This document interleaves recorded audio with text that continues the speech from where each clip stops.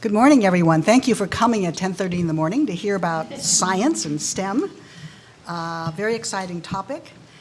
I'm just going to begin by giving some introductory remarks, and then I'm going to give a very short introduction of each of the panelists, and then let them tell their own story and sort of introduce themselves. It's a much better way to hear about them than from me reading a bio about them.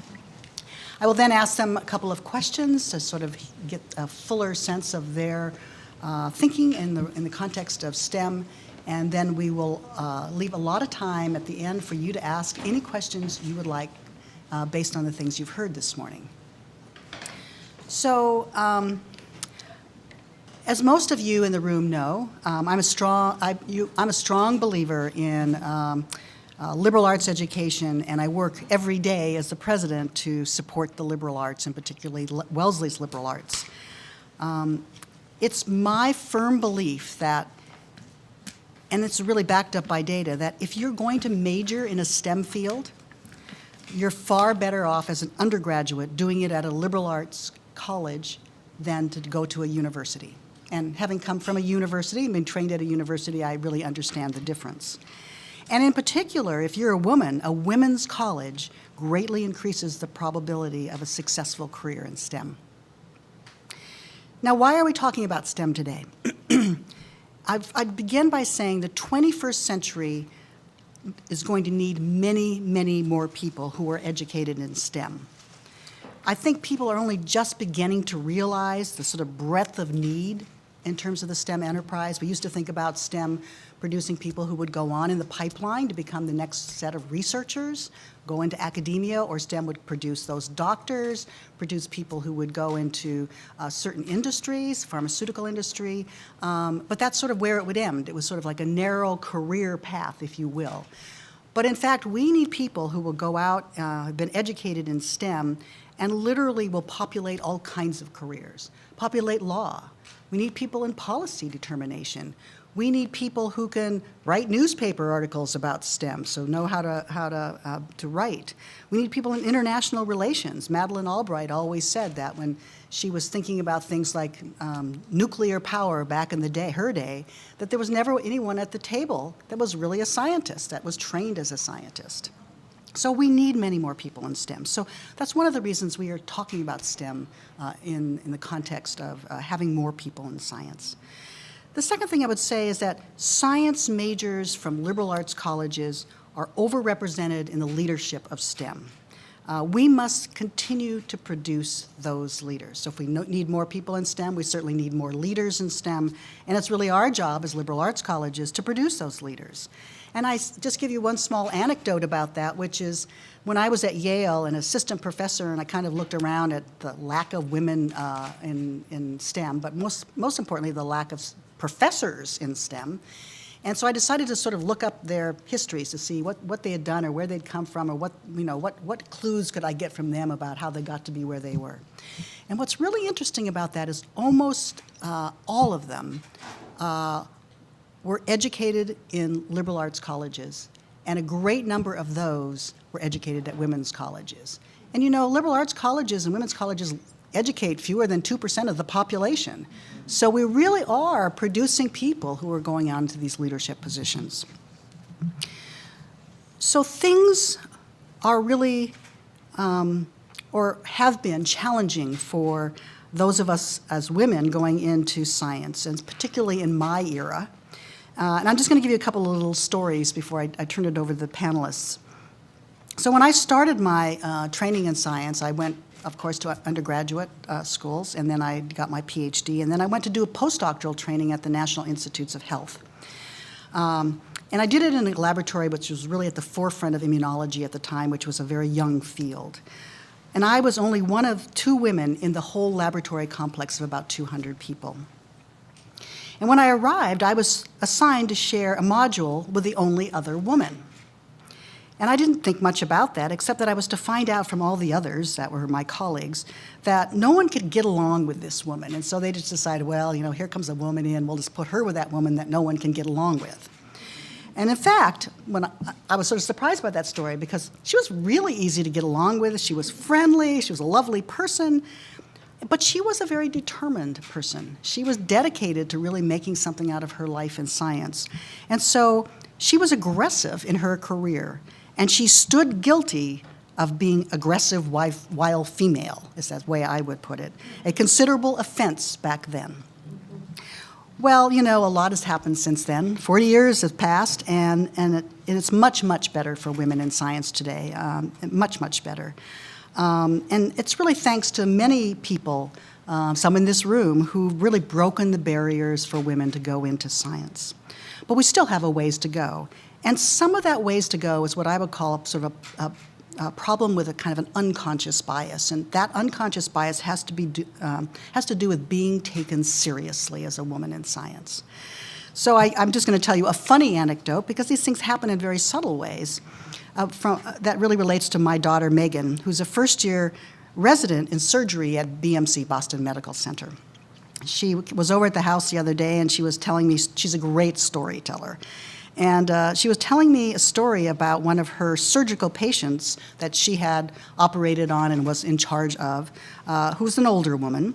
And whenever she visited this patient, the woman always called her nurse. Nurse, could you do this? And nurse, could you do that? And on down the line, and she was expected to do the nurse functions. So she was trying to figure out how to tactfully get this woman to appreciate that she was a doctor.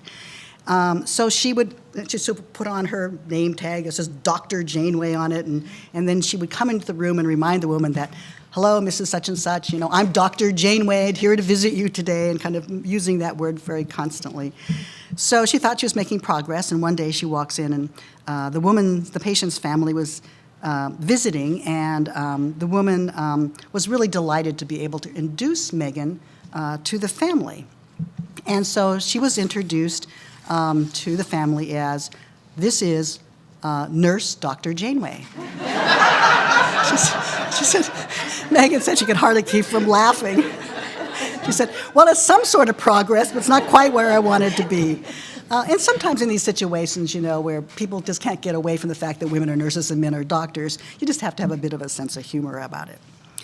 So today, as I said, I'm going to let the panelists tell their stories of being a woman in science and medicine, and how their liberal arts education and their Wellesley education served them well.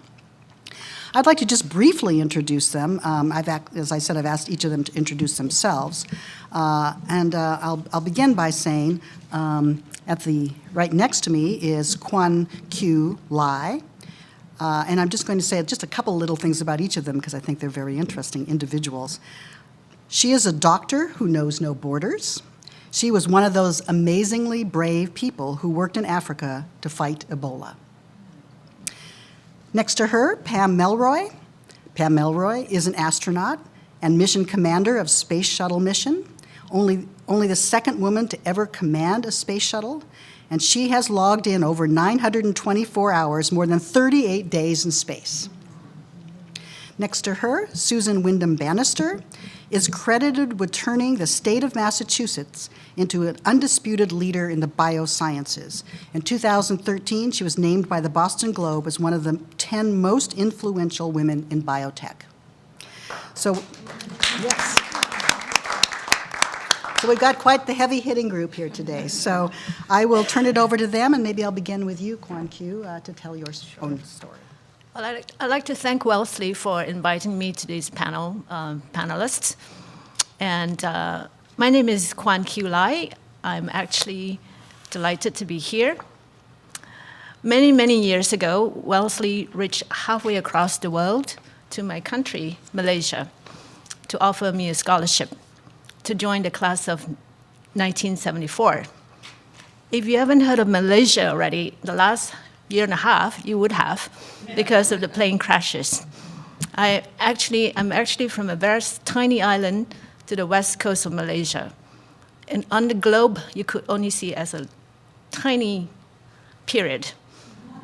And that's where Wellesley reached out to offer me a scholarship. Without the scholarship, my pursuit for higher education would have been ended there. My two options at the time were to go to a nursing school or to enter a teacher's college, none of which sparked any interest in me. So a Wellesley College education was actually my gateway to a career in medicine. Competition to get into medical school in the 70s was extremely fierce. And many of the Wellesley College students who are excellent students, including American as well as foreign students, were having a difficult time getting admitted. So my foreign student advisor sat me down and said, I have to reconsider my decisions. So I thought about it and then decided that I would take up dentistry. And I was accepted by Harvard Dental School. And they wanted me to go to school right after I finished my junior year in Wellesley. So I went. I didn't finish my senior year, but I did actually got a promise from Wellesley that once I finished my first year in Harvard, I would get my diploma from Wellesley. My first 2 years at Harvard were actually spent at the Harvard Medical School. There, I found that my pre-med courses at Wellesley served me well, especially biochemistry and histology in the area of physiology in medical school, as well as in the anatomical and cellular level of pathology. So Wellesley prepared me well for medical school. But while I was there, I found that my deep interest and my first desire was still in medicine. So I completed my dental degree, and then I went back and did 2 more years of medical school and also obtained my medical degree. Eventually, I specialized in the field of infectious diseases. During my training in infectious diseases, the AIDS epidemic actually became rampant. And because of that, several academic positions were created throughout the country for the conduction of HIV/AIDS clinical trials. So the opportunities were opened up for me when I finished my training. I was hired to be an assistant professor at the Department of Medicine at UMass Medical School. Academia never remained constant. Shortly after I arrived at the medical school, I was also asked to be the hospital epidemiologist and as well as the director of infection control. So in that capacity, I was able to continue doing clinical research as well as taking care of patients, as well as doing teaching. During my time in academia, I could not find any senior faculty members to be my mentors. At that time, there were very few role models at my institution.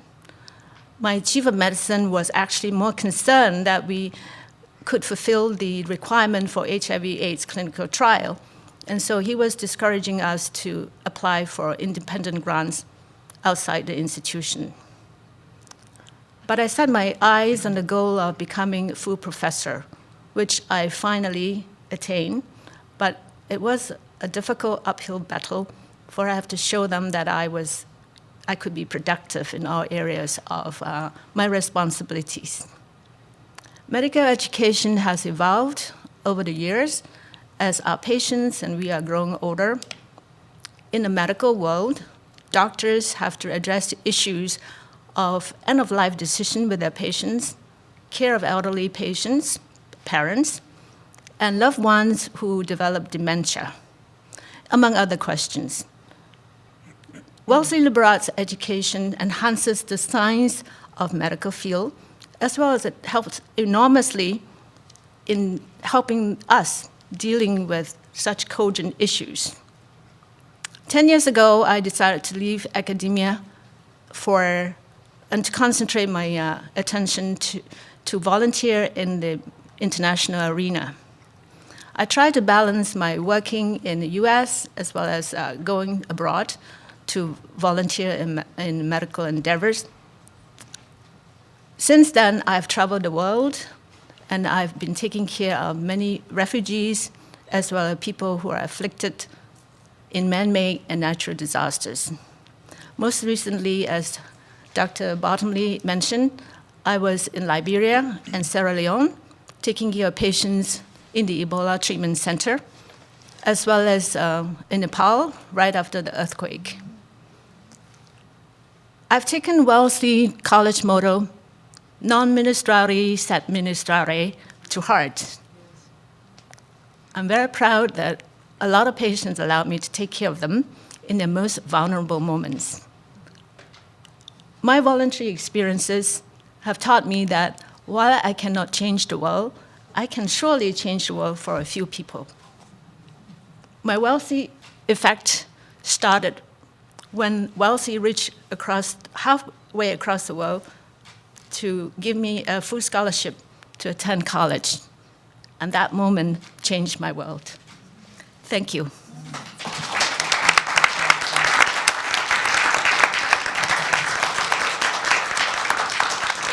Thank you, Kwan Kew. That was really wonderful. Now we'll hear from Pam Melroy. Thanks. Wow, that's tough to follow.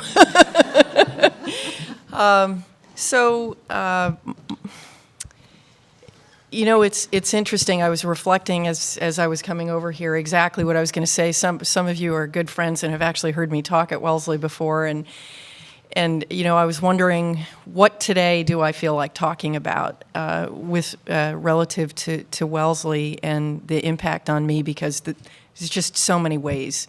I think I'd like to start out by saying that I came to Wellesley because of the observatory. So I always try to make that point, because there are a lot of people on campus who actually never go there, which seems terrible to me. I mean, we have these gorgeous buildings, right, that we all know about. Everybody's been in Tower. You know, everybody's looked at Galen and, you know, has been in the academic quad and down by the lake. Well, the observatory, to me, is as precious and iconic a place on campus as any of those places. And I knew I wanted to study astronomy. I wanted to be an astronaut since I saw Neil Armstrong land on the moon. And I just decided that I needed to study science, and then I was going to go be an Air Force test pilot. Strangely enough, that's exactly what happened. But I think, you know, of course, when you have those dreams when you're 10 or 11 years old, you don't actually really know what they mean. So I got into Wellesley because I was a good student, and I was a good student in high school because I was able to memorize things. I was really, really good at memorizing and regurgitating. So how hard could physics be, right? In fact, it was very hard for me. Our beloved Phyllis Fleming sat me down at the end of second semester of freshman year and said, "Honey, are you sure this is for you?" Seriously, we laughed about that later. And you know, I think what was interesting about it is that I never even questioned whether I would stay in it, whether I was doing well or not. And in hindsight, I look back and realize that this is my personality, is that I don't want to do the things that come naturally to me. I only want to do the things that are really hard. So contrary to what it might look like, I was not really good at physics when I started it, not at all. And I found reading and history and all of those classes in high school unbelievably easy. And I found the physics and the chemistry and the mathematics harder, which is why I wanted to major in it. And so that probably sums up my entire career trajectory since then, is I've always picked the thing that I had the most to learn from. So it took a year and a half of really struggling until a couple of wonderful professors in the physics department, but also Dick French in astronomy and Wendy Hagen-Bauer, finally cracked it through my head that memorizing was not the solution in science. You had to use reason. And it's embarrassing now when I think back what a huge revelation it was to me when I got some very practical advice like, well, okay, so the problem set, you know, is they give you a problem and then they ask for something. Well, what are the units of the answer? Is it in time? Is it in velocity? Is it acceleration? What is the answer? What units are those in? And then go back and start to think about all the equations that you are familiar with that contain that. I mean, it sounds like, but it was actually a part of reasoning out what the answer had to look like and beginning to take apart problems from that sort of fundamental intuition. What does the answer need to look like? What must it look like? What order of magnitude must it be? It's clearly not a bazillion, right? Or the answer is very unlikely to be negative, things like that. And so once you begin to reason your way through those things, all of those equations that seemed so hard for me to put together started to fall into place. So it's so interesting to me when I hear people who say, I'm just terrible at math, and it's always women, it's never men, who tell me how terrible they are at it. And I just kind of shake my head because I don't believe it. I'm not buying it for a second. I really think that it's a question of practice and actually getting some of those key insights to help you understand how to think in a different way. And we all think differently. But for me, that was what Wellesley taught me. And it unlocked the world because suddenly nothing was ever going to be too hard for me again. Because physics was really hard. And I was not good at it when I first started. And so it's amazing. If you look at my grades, the junior and senior year was just like a complete turnaround and totally different. But it never occurred to me to quit. It never occurred to me to quit because it was fun to learn things that were hard.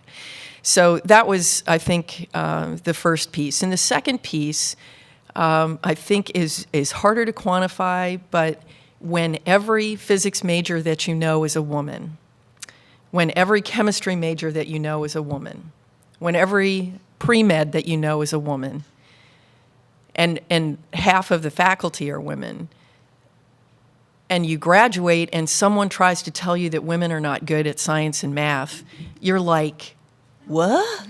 And you just, it could not penetrate the thing that I knew to be true by going to Wellesley, which was, of course we are. Of course we can do it. It's just a given. So I didn't come to Wellesley because it was a women's college. I came because of the observatory. But those two things were the fundamental pieces that let me continue to try new things. And here's what's really amazing about it. So I left the astronaut office in 2009. And my choices since then, I'm on my third job since then, but that's okay. I'm really happy where I'm at now. I'm at DARPA working on advanced technology. But everywhere that I went because there was something I didn't understand and I wanted to know about. So I went to Lockheed Martin to understand finance because I never did that. I went to the FAA to understand regulatory and policy. It was even scarier for me to go to DARPA because I don't have a PhD and it's full of really smart people. And I thought, well, I wonder if I'm going to fit in here. But boy, I'm going to learn a lot, so I'm going. And in fact, I have found my second home after the astronaut office, for sure.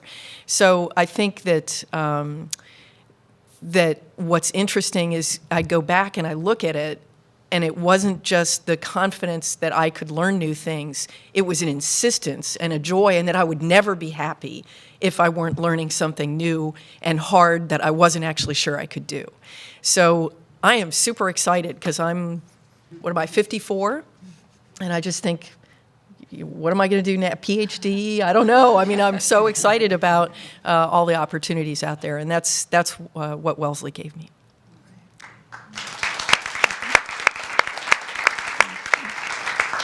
So I'll just add a little story onto Pam's comments about women often thinking themselves as not really good at math and science.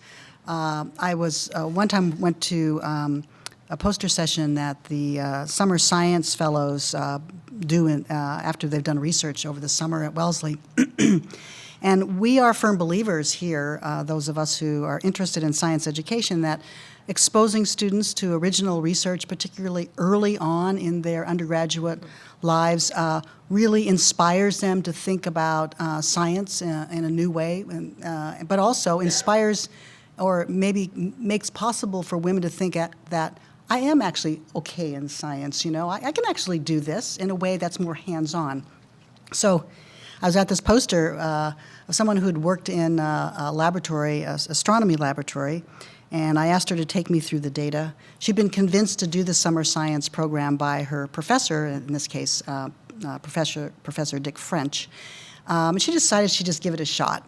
And so if you've ever listened to someone talk about their work in astronomy, it's very mathematical. You take all the data they've collected and then they do all this analysis. So, of course, it was way over my head, so I made her explain it all to me in really nitty-gritty detail, which really pushed her a lot. And she just gave me this fabulous, presentation. I was very, very impressed. And I said, well, geez, that's terrific. Are you going to major in astronomy? And she goes, oh, no, I'm a Latin American studies major.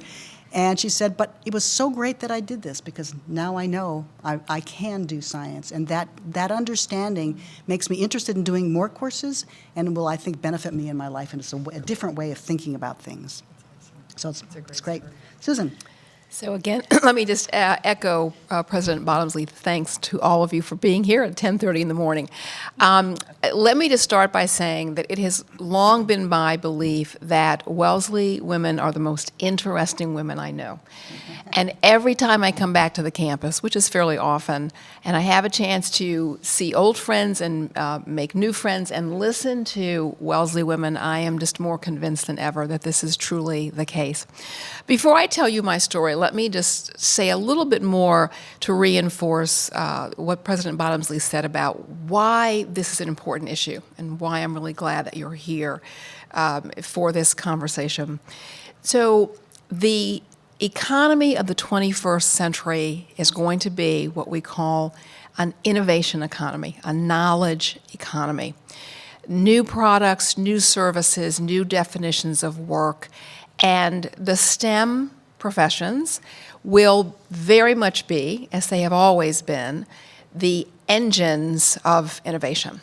So if the growth in the economy and the growth in jobs and the solutions to so many of the problems that we face in the world today are going to be coming from innovation, then it stands to reason that the STEM professions are going to continue to be increasingly important. And part of that also will be entrepreneurship.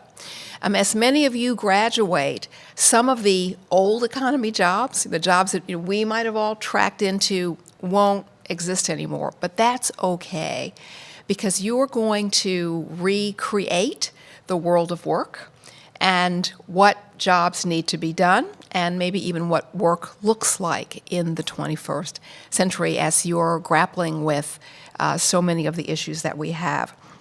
So that sounds all very exciting, lots of opportunity, but guess what? While 50% of the U.S. population is female, 15% of the engineers and scientists in the U.S. are women. I talked about entrepreneurship, that's venture money that's often going in to help entrepreneurs start companies. 8% of the partners in VC companies are women, and 10% of VC money goes to women-started companies. So there's a big imbalance right now. There's a big imbalance. Now, it may surprise you to hear I'm not a scientist. And that's why I'm really glad to be here to tell you my story, because there are a lot of pathways into this field of STEM and innovation and entrepreneurship that don't necessarily require that you have to have a background in science. I just got an honorary doctorate in science in 2012. So at last, I have a doctorate, but it's an honorary doctorate. So I came to Wellesley from St. Louis, Missouri. As Pam said, she's 54, I'm 64. I'm a class of 1972. And I was going to be a journalist. I had it all figured out. And as you will hear, and I think if you listen to most of us who are doing things that you might consider to be somewhat successful, I'm sure you think that we came here, we had it all planned out, our careers were completely linear. Listen to my career. So I came here to be a journalist. I was going to be an English major. I would go to School of Journalism. In my sophomore year, I took a course from Anne Marie Shimoni in anthropology. And it completely changed my career path. I realized that what was really fascinating to me was how groups behave. And so I ultimately ended up majoring in sociology at Wellesley. And then I realized that I was very interested in how groups, as represented by markets, behave. And how is it that the behavior of markets determines what is available to us and who gets what in the marketplace? And obviously, an area to think quite a lot about in terms of that is healthcare. I mean, if there's a market that's at work in healthcare, how is that really determining what new ideas actually find their way to the market and who gets access to those products and services? So I left Wellesley and I went to work for a couple of years in a community health center. Because I really, this gave me a lot of great experience and kind of looking at this on the ground. Who gets what and what's determining what's coming to the marketplace, what drugs are available, what new technology is available. And I decided this is a very, very broken process. And I would like to get a doctorate and look and study policy.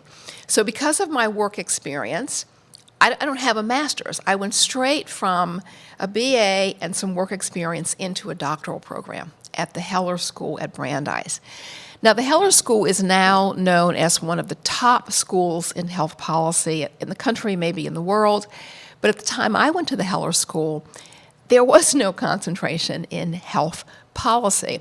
So I had to kludge this together. I went to the faculty and the administration and said, I'm really interested in health policy. May I take courses outside of the Heller School? And it's a very forward-thinking group of people. They said, yes, absolutely. So I took some courses at the Harvard School of Public Health. I took courses in the Department of Urban Planning and Engineering at MIT. And I kind of kludged together a major. I left. I finished. I got my PhD, and I went to work for one of the big policy think tanks, Abt Associates. And I decided after a couple of years, oh my God, I hate this. I hate just studying policy. I want to be where the action is. Should I get a degree in business? No, I don't want to do that. So, as we often do, I retreated back into the haven of academia. I went to the Kennedy School, and I was a postdoctoral fellow there. And I was still looking at this issue of how do we pay for health care? How does policy affect what's available to us in health care? And I finally said, I think I get it now. So, by now I'm in my 30s. What I really am interested in is innovation and what supports innovation and what comes out of innovation, and again, how do we transform good science into business, and how does it all end up in the hands of caregivers and into the bodies of patients? So I was an entrepreneur at Abt Associates. I helped to form a company within Abt Associates that was focused on the commercialization process as opposed to simply analyzing policy. We spun that company out of Abt Associates. And in 2008, I got a call from an executive recruiter saying that the state of Massachusetts was embarking on a new initiative to invest $1 billion in accelerating the growth of what we then called the life sciences economy. So this was biotech and pharmaceuticals and diagnostics and medical devices and bioinformatics. And they were looking for someone to be the founding CEO of this initiative. Now, this was a signature initiative of Governor Patrick. So the job of this person was not just to help build the legacy of a governor. It was to figure out how to spend or how to invest $1 billion in a way that would translate into economic growth for the state and into accelerating the pace of getting better drugs and better therapies out into the marketplace. So I did that for 7 years. I'm very, very proud to say it was a very, very successful initiative. Now in the world of life sciences, in Massachusetts, it is be there or be square. And as I said, finally, after lots and lots of years, I did get a degree in science. Now, how did Wellesley prepare me for this very circuitous career, and a career of constant reinvention, of literally innovating myself? I would say to all of you, you will, in your lifetimes, all be innovators and entrepreneurs, and your greatest invention will be yourself over the course of your career. Here's what Wellesley gave me that prepared me. First of all, a liberal arts education meant that I had a very broad perspective on things. I studied a lot of different subject areas when I was at Wellesley.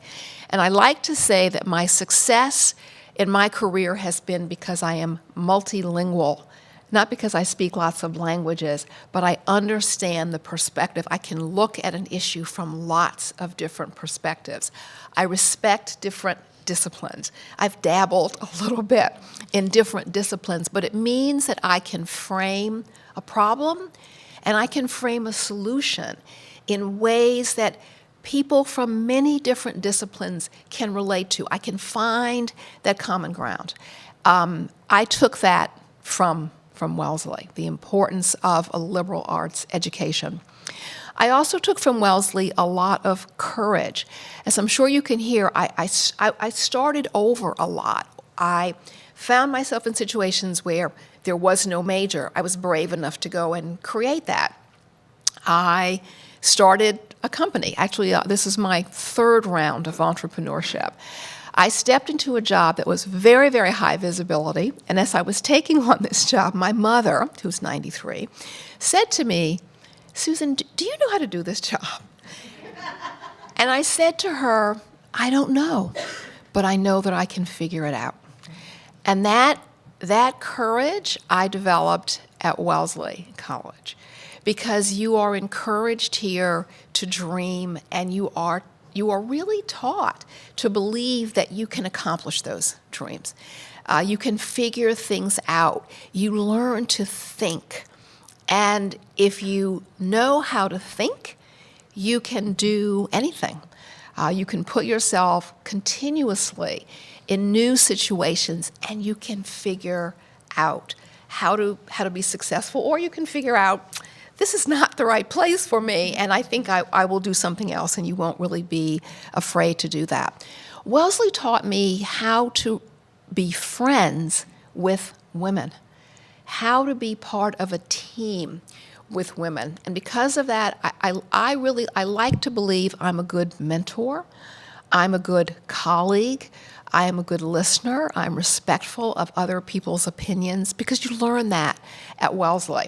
You know, we're all women here, mostly women here. I'm sorry, I'm going back to 72. There are men here now, but we are primarily women who have voices, and we are encouraged to express our opinions, which means you learn to listen to other people's opinions, and you learn from their opinions, and that has been invaluable to me in my career. Again, I'm going to wrap. I want to make sure we have time for discussions and other questions. But I really want you to know that you are going to leave Wellesley so well prepared in so many different ways. And I'm going to encourage you to plow into these STEM fields with full force in whatever way you may come. You may come into it from the business world. You may come into it from the legal world. It's a big tent.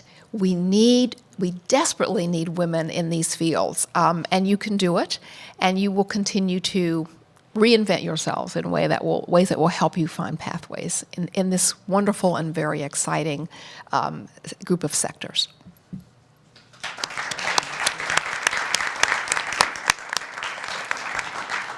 Well, these have been a great set of introductions to people. It's just great. I'd just like to go with a couple of questions as we have time, and then I will open it up for questions and answers from the audience. From all of your remarks, it's clear that you have been and continue to be passionate about what you're doing. I'd just like to get a sense from you, what's the one thing in your current work world or area of interest that excites you the most? Well, I have to say that over the last 10 to 15 years, great strides and advances have been made in the medical field, such as the mapping of the human genome, stem cell research, research in the areas of treatment of cancer. But as an infectious disease physician, I think that the introduction of highly active antiretroviral therapy for the treatment of HIV/AIDS is one of the most important things in our field. We have been able to reduce the HIV infection from a serious to a chronic, still serious infection. That has resulted in a number of years that patients can hope to live. In the 1990s, in the early 1990s, when I started taking care of HIV/AIDS patients, I could only hold my patient's hand. And a lot of my patients were very young, in their 20s and 30s, who really wanted to live, but I had nothing to give them. I could only hold their hands, and many of them cried that they wanted to live.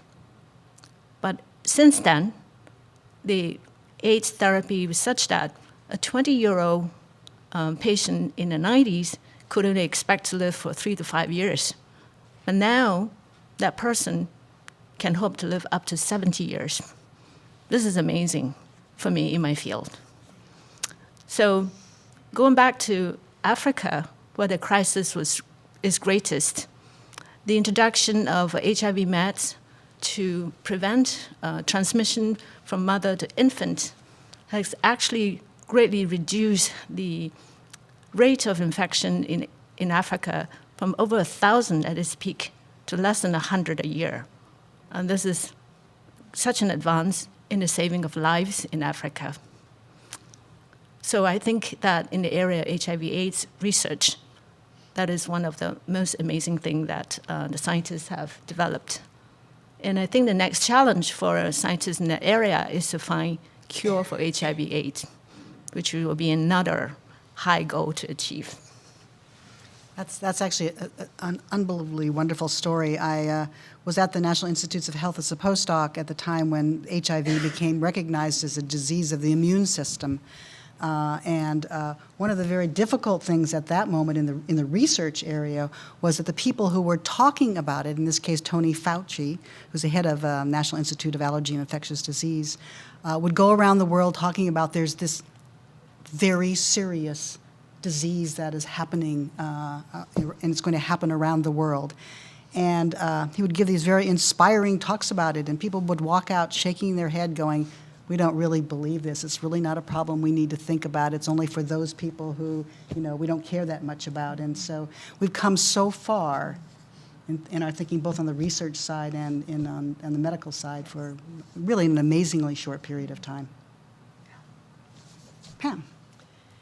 So one of the things, actually, there's lots of things I love about my job at DARPA now, but one of them is that every day I go to work and dial 20 years in the future and press the button. That's all we talk about. All we're looking at is every single day we talk about technology, and we're also talking about things like geopolitics and how in society and what's happened with the spread of smartphones and how that's changed our world, and so. To me, that is thrilling because it's not just in my area, but across all the areas. And I just have to echo what Kwan Kew said. I absolutely, from what I understand is going on, I think your dreams and aspirations for what's going to happen are very real. I'll talk about I'd like to focus for a minute on something that's happening right now that I'm very excited about that I think is going to change the world a lot in my area, which is space. So, I always thought going to space was, I wasn't an explorer because I wanted to kind of go, hey, look at me, I went to space. We're going to space so that everyone can go to space. And it is an absolutely extraordinary experience to look at our Earth from space. But even more fundamentally, if you look at, for example, the economies and the businesses and the capabilities that are now enabled by aviation. So, imagine the number of businesses that would fall apart if you couldn't fly across the country, or fly or ship goods that way and things like that. So the problem is the promise of space as a transportation and as a domain that people could go easily to and from, and equipment easily to and from, has not really unfolded. And in fact, it's incredibly expensive. And some of it has to do with the physics, right? So the amount of energy that it takes to launch something into orbit is very, very high. But it's pretty disappointing, I think, to me, to look around and say, this is ridiculous. We've had just over 500 people in space since Yuri Gagarin. What up with that, right? We gotta fix this, right? So in my office in particular, we're focusing on leveraging what's happening in commercial space with some companies you may have heard of, like Virgin Galactic, SpaceX. Well, there are dozens of others. And I really believe that having the commercial element to actually think through the value stream and the cost at every step of the way. And technology has evolved to make it safer. I mean, it's not like everybody was idiots, right? It's dangerous. And so you put a lot of money into making sure that it was safe. But I think that we've kind of ossified in a lot of ways. So the technology that's being developed now for low-cost, flexible access to space, some really, really innovative things. And at DARPA, we're investing heavily in them and in advanced rocket technologies we're looking at synthetic biology for new propellants, right? Things like that, and other capabilities. And so I am really excited because I think that this time it might actually really happen. So in 20 or 30 years, the idea that you could buy a ticket, but more importantly, what I think we couldn't possibly have imagined at the dawn of aviation, when people were like, well, yeah, what's it good for, right? And think about all the things that we are enabled as a result of aviation and that we can't even conceive of when routine space travel is available to us. I think the ability to look at our Earth and understand what's going on in incredible levels of detail, where no matter where you are in the world, you pull out your phone, you don't ever worry about signal strength, you're in touch with anybody, anytime, if you're in the middle of the Sahara Desert or out on the ocean or in space. And so to me, that is one of the things that I think is we're on the cusp of that. Yeah, wow, that's very exciting. So I'm excited about two things, if I may say, but I will be quick about both of them. The first is I'm excited to see how many young women are now interested in coming into these fields.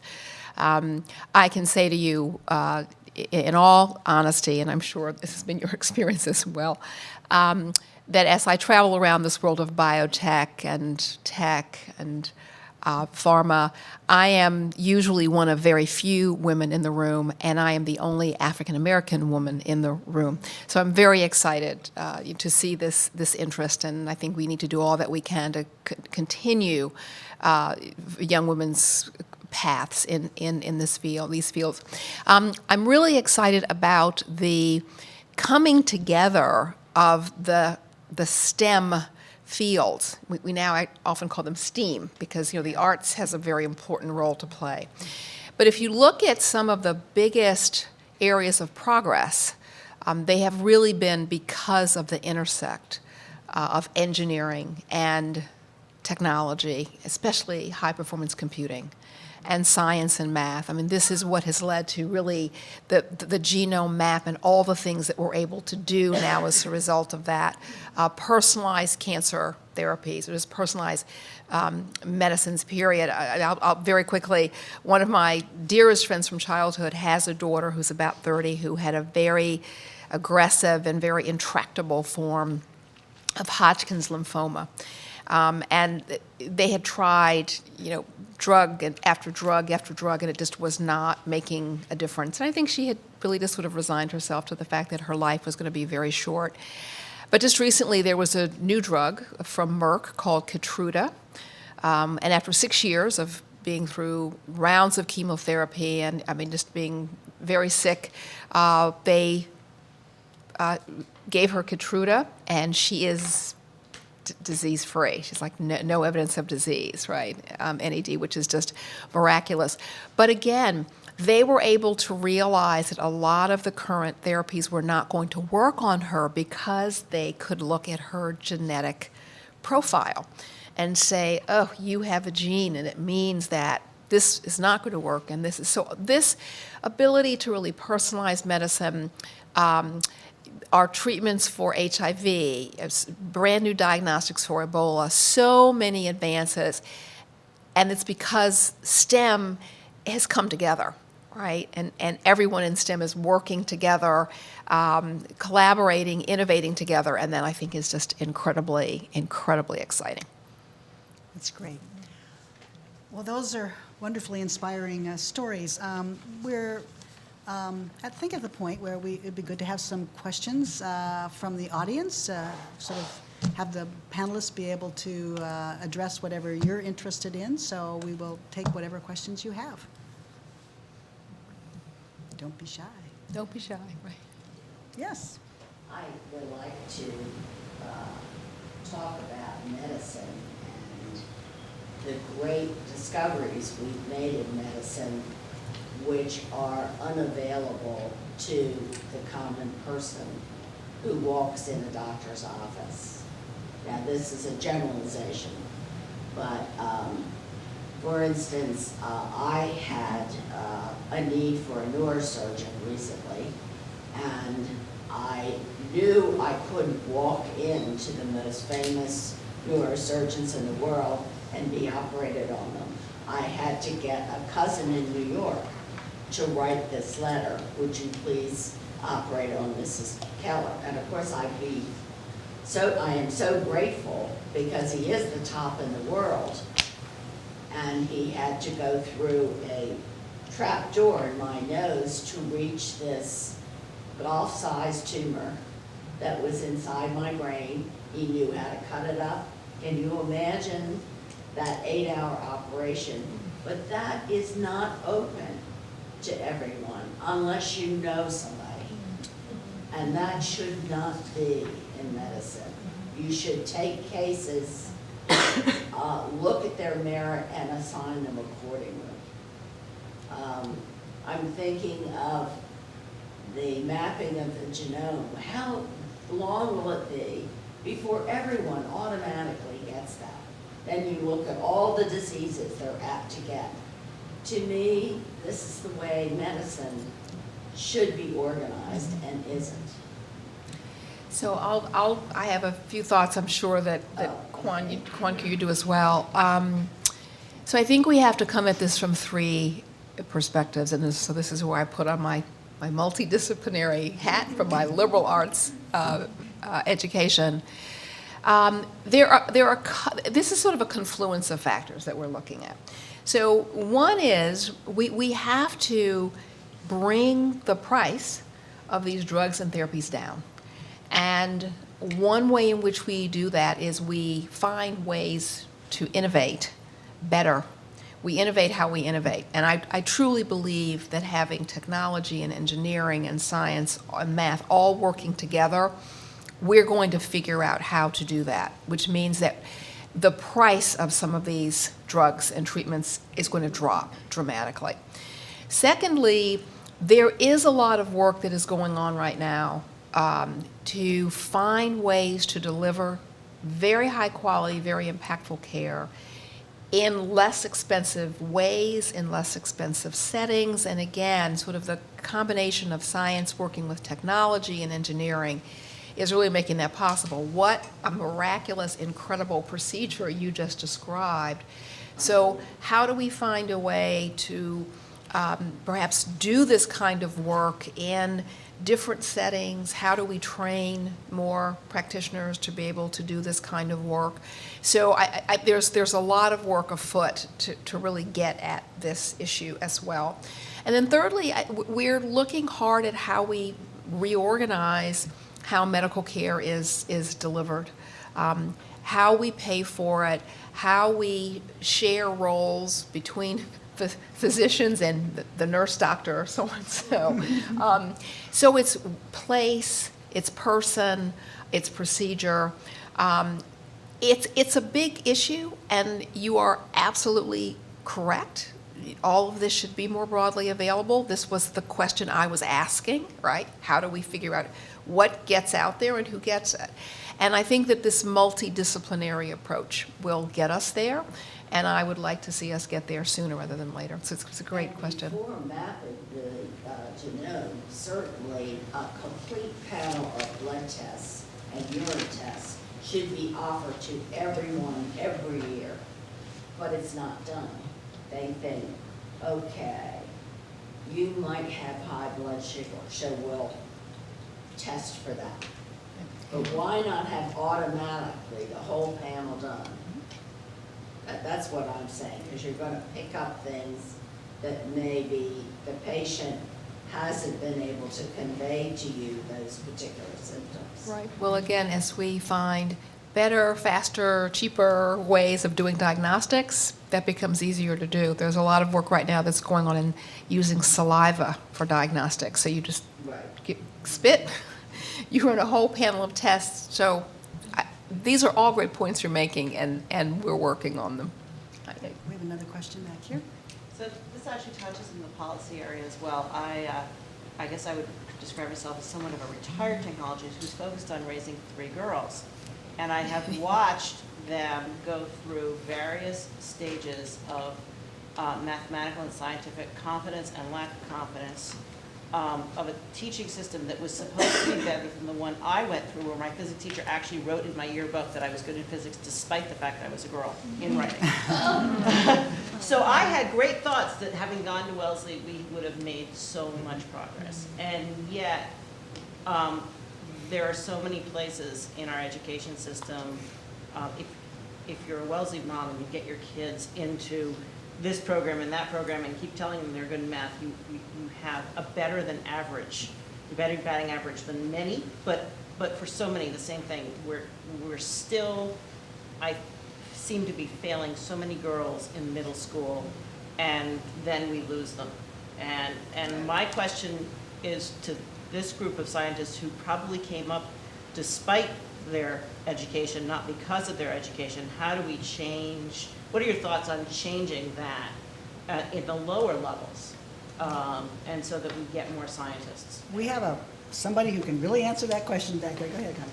Yeah, so this is a perfect segue. My concern as a faculty member here is how do we influence K through 6 underrepresented girls in science and math.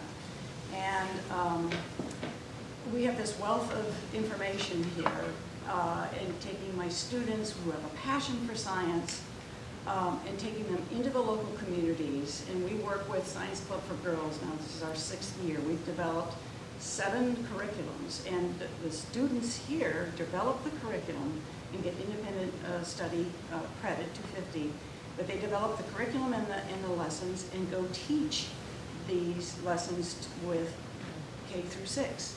Every Saturday, they're doing 2 o'clock today, and we're doing astronomy curriculums, microgravity, effects in space, exercise physiology, neuroscience curriculums. And these girls have these aha moments and think, you know what, is this science? And because it's not what they get in the traditional education, you know, in their schools. So we are giving them a broad spectrum of our liberal arts into the local communities. And it's good for our Wellesley students. They're mentoring early, and I think it's important for our students to mentor. And they're being mentored by us, but now pay it forward. Get outside and translate statistics to real people. I mean, get outside the classroom and do what you love. And it's been just And that's the very best thing powerful. I've done. But we still have teachers who are telling our kids. I had a teacher tell my 7th grade math daughter in math, tell me about the girls in class that he gave the girls easier questions and gave them more kudos to build their confidence. And that was in this century. Yeah, no.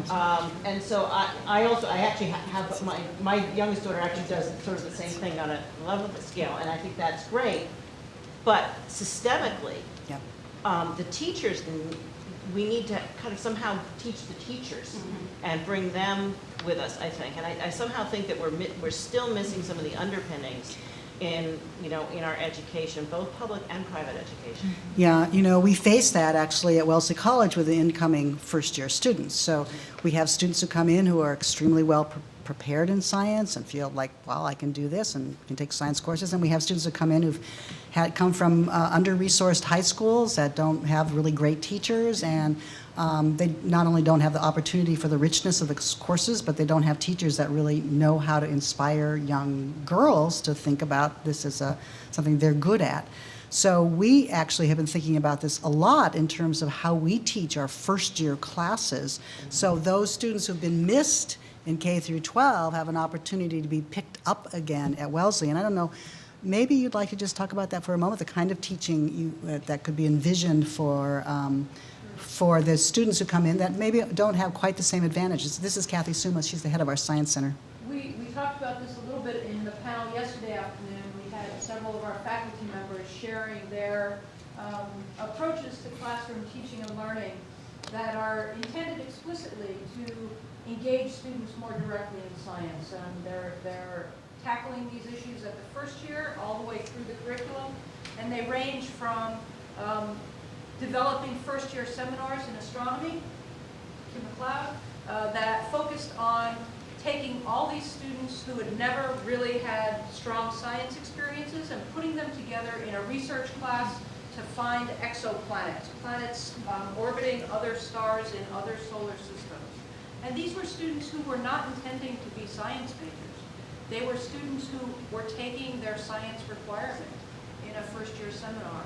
And they got down and dirty, rolled up their sleeves, learned the math, because quite frankly, as Kim says, astronomy is just physics in disguise. And so they were doing their physics, and they presented their research at the end of the semester on campus and take it beyond that. Our neuroscience curriculum has been redesigned to focus on very intentionally developing a standardized set of skills amongst every student who takes the core curriculum in neuroscience, so that as she moves through the curriculum and into research with our faculty know that they have scaffolded the skills that students need to complete basic research, and they can just dive right into the laboratory with them. We very much use research as a pedagogy within the science curriculum these days. So that we encourage our students, and we invest very heavily, as Kim mentioned earlier, in our summer research program, in our sophomore early research program. We will be developing starting this spring, a new apprentice program to get first-year students into faculty labs and begin working in research in their first years. Do you want me to say more? I could. No, I think those are just to say that we can't be certain from K through 12 that young women are coming through these science courses with the kinds of things they need. And that's very unfortunate. It's going to take a while to get that right. We have extra programs, as Connie mentioned, but we have to be able to pick it up as well and try to help students think about that. I was just wondering, what percentage of our entering students know how to code, and are there opportunities for them to learn coding here? Or? Yes. Yeah, absolutely. The opportunities are here. I don't know what the answer about percentage. So 2 out of 3 Wellesley students graduate having taken a computer science class. Great. And the computer science department has quadrupled in size in terms of interest. They have doubled the numbers of majors, and they are bursting at the seams. The bad news, a little bit of bad news, they had 180 students on a wait list this semester who could not get seats in computer science classes. That's how big the demand is. And we've added 2 faculty lines to the department just this year, and they're searching for another faculty for next year. So the computer science is growing in leaps and bounds. It is a phenomenal program at Wellesley College. Kathy, I encourage you, if you haven't done it yet, to go down to the first floor after you're done here and walk Good by idea. the new human-computer interaction laboratory. It's in the E-wing, which is the building that's clad in corrugated metal, if you're not familiar with it. Kathy, didn't Wellesley place somewhere in the top 3 in one of those really crazy build an app in 24 hours Yeah, so contests? we hosted, just a couple of weeks ago, we hosted a hackathon here on campus, and we had students from all schools all across the region working with Wellesley students and teams to have this like coding festival. And they spent all weekend, they wanted to sleep in the science center, actually, and we wouldn't let them, we wanted to go sleep somewhere else. But the group that works in the Human-Computer Interaction Lab participates every year in the iGEM contest, which is the International Genetic Engineering. I don't know, Sue, do you know what it stands for? I always forget. I think in math, I think it's Yeah. that's iGEM. iGEM, so it's biotechnology related coding, and Wellesley has consistently placed very high, several times winning the gold medals in the competition. Over MIT and Stanford. Yeah. Girls code. Girls Code. Yeah, I like that. It's a new T-shirt.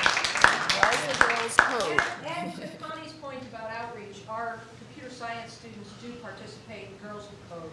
And so they've been going out to work with local K-12 groups to encourage girls to get geeky. And just to give you a perspective on the number of students who are taking computer science courses, we had a visiting committee of outside experts who come in and look at our various departments every 10 years, and we had one come to computer science.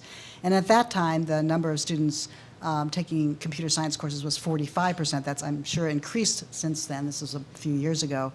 But the external reviewers couldn't believe the number of women who were taking computer science courses. This is completely not true at any other schools that they came from or knew about, where that number is like 15% or so. Yeah, the number that Brian James, the chair of the department, cited yesterday in our panel was that 18% of graduates in computer science nationally are women. And obviously at Wellesley, 100% are. About that, but we're really, our students are going off to phenomenal things in computer science. They're going to Google, they're going to Apple, they're going to Facebook, LinkedIn, everywhere. And I'll just say quickly, at least here in Massachusetts, a lot of that $1 billion has gone to middle schools, high schools, voc tech high schools, community colleges, and community-based programs to engage young people, underrepresented young people, and girls in STEM, and then in community-based programs that sort of continue to support and sustain their interest in STEM. You know, and Kim is a Catalyst Award winner from Science Club for Girls, so, you know, a lot of support, just so because your point's well taken. It's the pipeline in addition to all the great things that Wellesley's doing once students get here. But I don't think anything could have the impact that having a Wellesley mom who is a scientist, that's got, those are pretty good statistics. So, You know, all of this says that if you bring students into an experience with science that isn't just memorizing stuff from day one, and hoping that they make it through a few years before you actually teach them something interesting, you're much more successful. So having students actually do stuff with their hands, that's why computer science is so interesting. You know, you have to work on your computer, you have to figure out problems. It's a problem-solving situation. And you know, when students have to work with their hands, yeah, they're going to have to figure out the math that goes along with it. They're going to have to figure out the physics. They're going to have to figure out the chemistry, whatever the pieces are. You know, you're going to be engaged in those pieces because you're interested in the problem you're trying to solve. So it's such a much better way to teach people. And if we could just get K through 12 to do that on a routine basis. Other questions? Yes. Hi, thank you guys so much for speaking. I'm a senior right now, and I'm a neuroscience major. And I'm thinking about going into like public health, but no matter what, like research. And so one thing that we're focusing on right now, like Neuro 300, which kind of gets you ready to start your capstone tomorrow in the department, is grant writing. And so one thing I was curious about is like how, in your experience, like grant writing or getting funding for your research, or like government funding in general, has been supportive and how like Wellesley prepared you for that? Could probably all talk about that a little Yeah. bit, but anybody want to take that one on? That's written grants? I would, so, I think Wellesley prepares you very well to write, to express your thoughts well, not just orally, but in writing, to organize your thoughts very well. So I think that there's great prep, and they are very successful faculty here who do great jobs in writing grants. So I think you can get a lot of good hands-on experience. I would simply say, don't forget about companies. There are a lot of companies. I mean, neuroscience is the hot area right now, the brain. So while you're thinking about, writing grants from more traditional funding sources, don't forget about the fact that there are a lot of companies, and many of them have big footprints here in Massachusetts, who care a lot about this and are also looking for interesting work to support. I think that Wellesley taught you how to write, but grant writing is kind of a specialized area. I think that as a senior, maybe I'm kind of coming to Wellesley at this stage, hearing that first-year students could go to faculty lab to work, to do research, which is unheard of when I came to Wellesley many years ago. We had to try to do some independent study in a third or fourth year, but there was no preparation for us to do that we could not go to a faculty lab to work at that time. So I think that things have changed so much that you have a lot of opportunities here.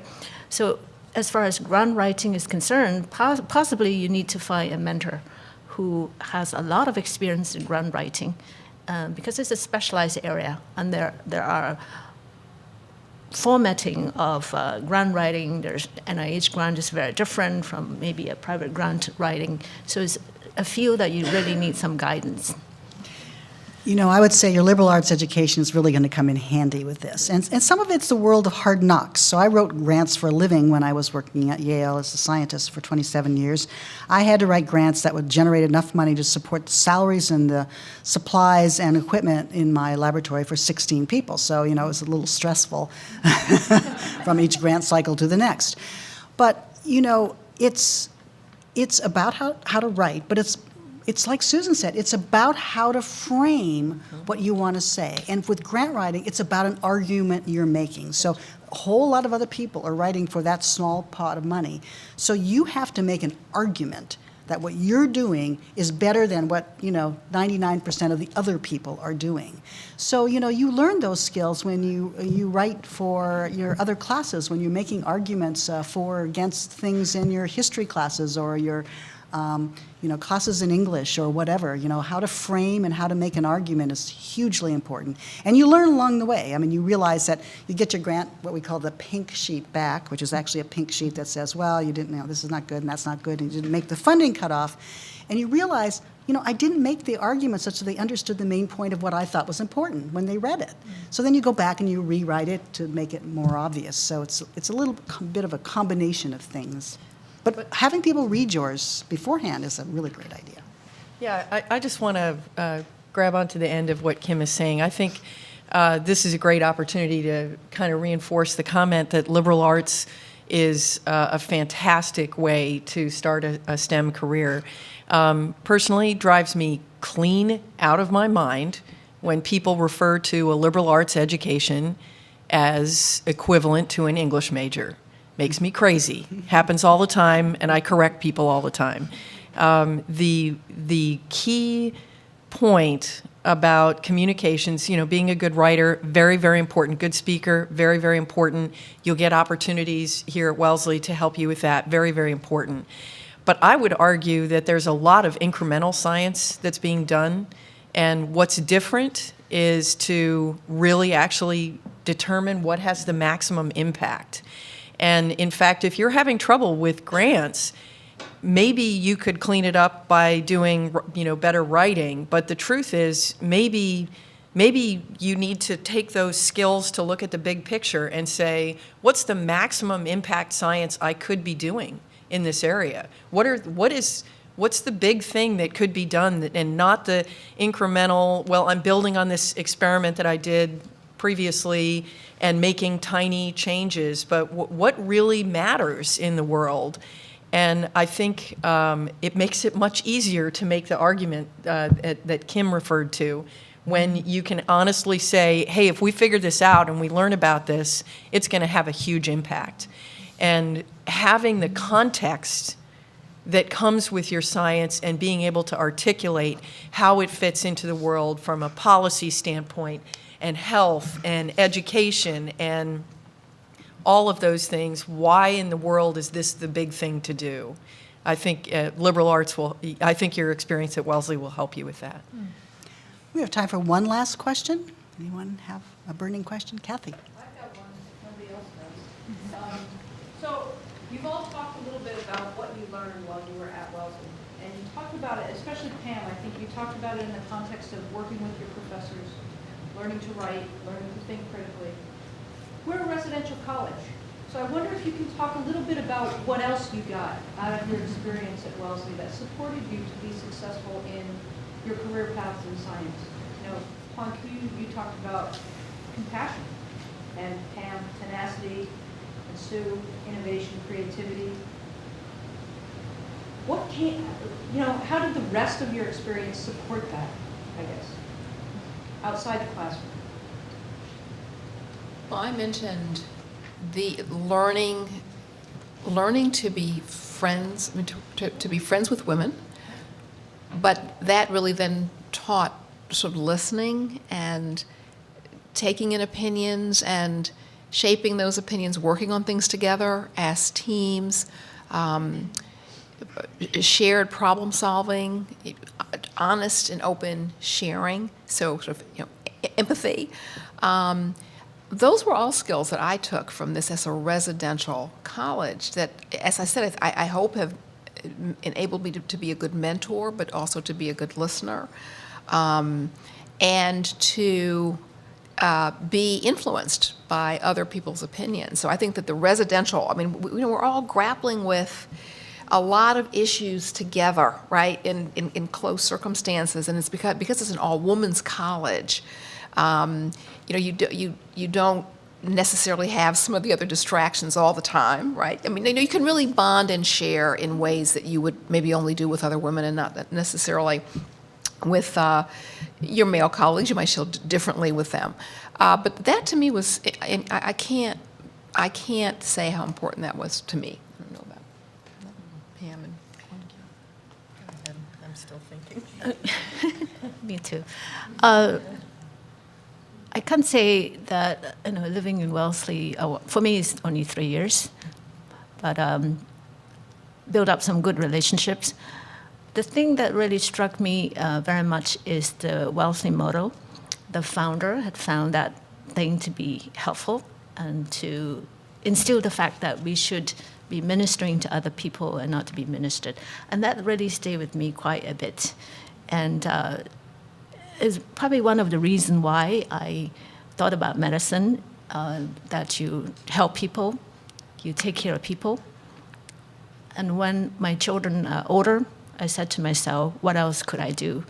And that motto really guides me, that I should really be spending some of my skill to help other people who are less fortunate. I was in a very bad state myself. I didn't choose my parents. I didn't choose where I was born.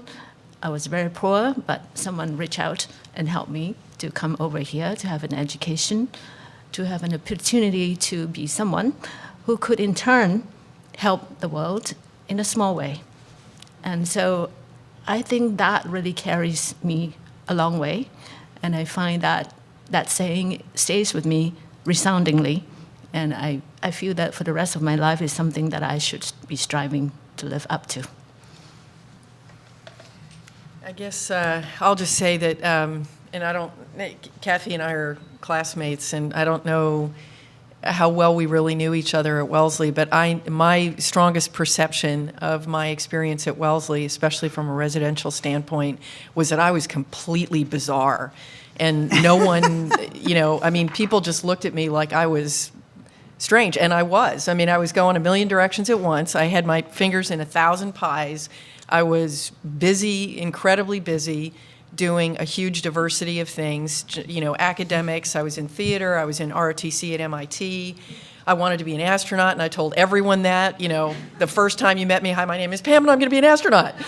and so, I think especially at that time frame, 79 to 83, where the world was still grappling with the idea that you could do everything, so we were in the world where you could do anything as a woman. You can do anything, but be ladylike.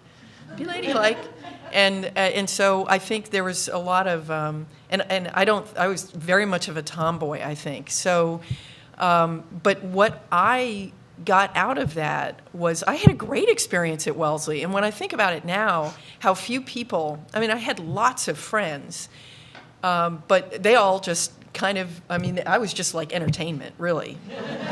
But think about how incredibly tolerant everyone was of me and my strange beliefs and my crazy life, and they loved me and they were my friends. And I don't know that if I had gone anywhere else other than this community of women who celebrates, the intellectual life and big dreams, I don't know if I would have been happy somewhere else. I was happy because I just did my own thing and everyone was cool with it. I'm sure they thought a lot of crazy things, but I think that to me was a critical part of certainly my residential experience, but my overall experience at Wellesley. May I just really quickly add? I want to reinforce that because I agree. So when I came to Wellesley, a big issue was race, right? This was the 60s.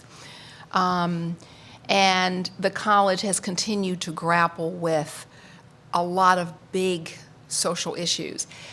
But the college community is willing to grapple with those issues. As you said, there is openness, there is tolerance, there is room for discussion, there's room for difference and diversity. And, when I was looking at colleges, I wanted to go to an all-women's college, but I went to Smith, I looked at Radcliffe, I looked at Holyoke, and I got into those schools, but I decided I would fit best, my politics, if you will, would fit best at Wellesley. So I think that is also another really important aspect. And then finally, I would just say the physical beauty. You hear the alum talk so much about the beauty of the campus, the beauty, and you sort of think, well, why does that matter so much?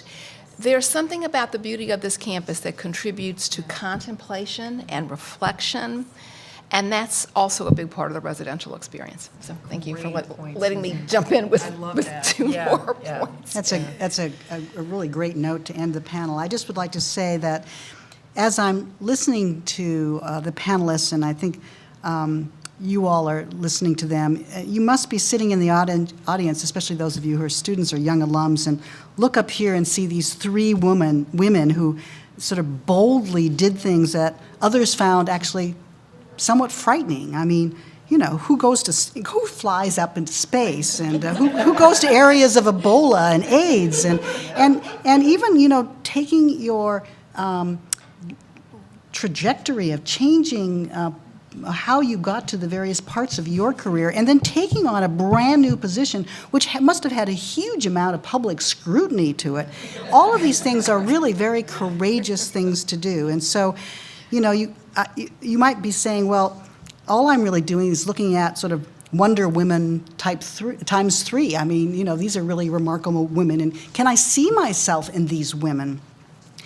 And so I think that it's very interesting as we've listened to their personal stories to say that we can see ourselves in these women, because there's been something that they each have said that I think summarizes where they have ended up, and that is their belief that they can figure this out. And you said that so well.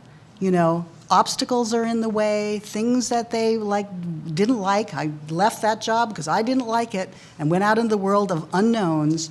Went to think about AIDS, watched people die, but still continued on. but I can figure this out is such a wonderful statement of confidence, of the ability of people to figure out their lives. And I think that's very much what Wellesley offers our students and our alums as they go through their lives, really finding the right place for them, and maybe more than one right place for them. So I thank you, panelists, for a very inspiring set of comments, and I thank you as an audience for being here today and being part of that. Thank you.